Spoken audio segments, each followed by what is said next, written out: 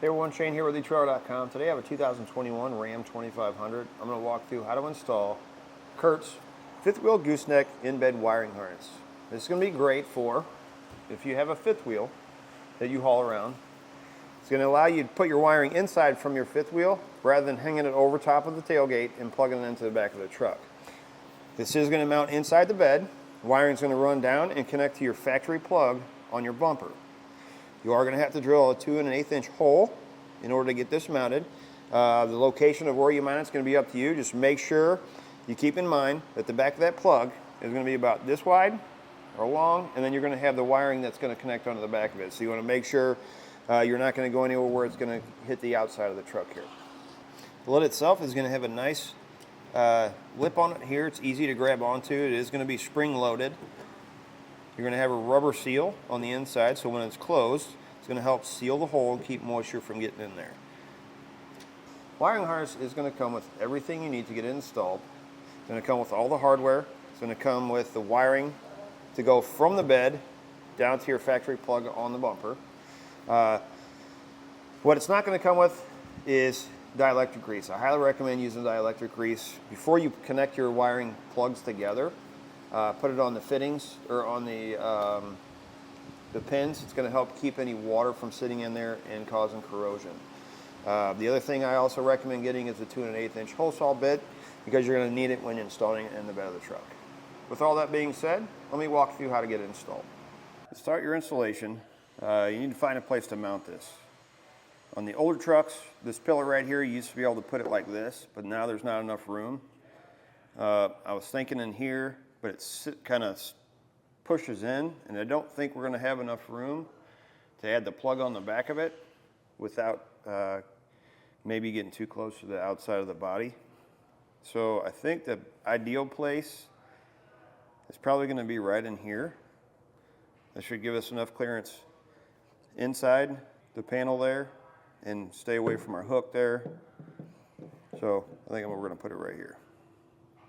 So we're going to use a 2 1/8 inch hole saw bit to make our hole for our plug.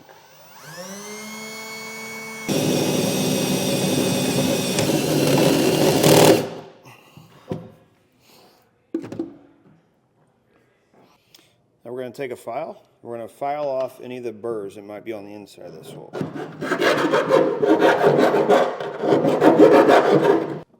And we'll come back and we'll spray it with some paint to cover up that bare metal.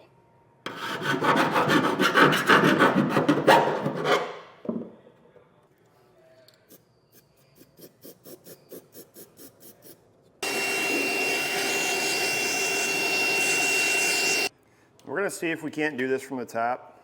We're going to start by feeding this through the hole. If we can't get this through, it might be easier if you have a second person actually feed this up from the bottom and push it through the hole. We'll see if we can do it like this though.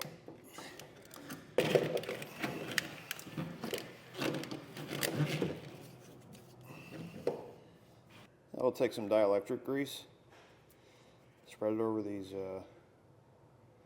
pins. This is going to help keep the moisture from building up on them and causing them to corrode. Take your plug, push it until it snaps. Just feed this in here.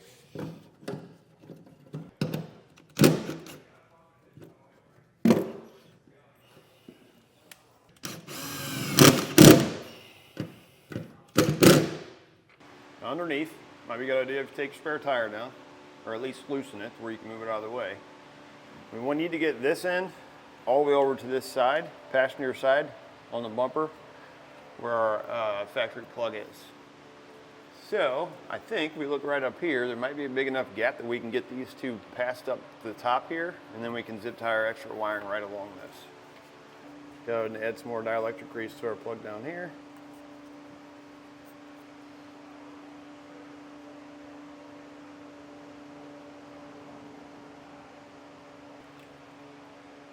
That's our plugs. Push it until it clicks. I'll do the same thing here. The one going onto our bumper.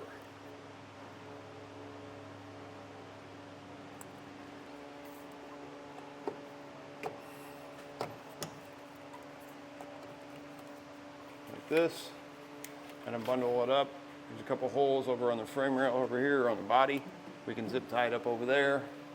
You just want to make sure it's up out of the way so it doesn't get caught on your spare tire or anything else that may be kicked up from your tires going down the road.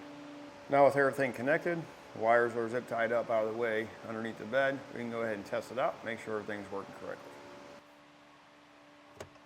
Left turn, right turn, brake lights,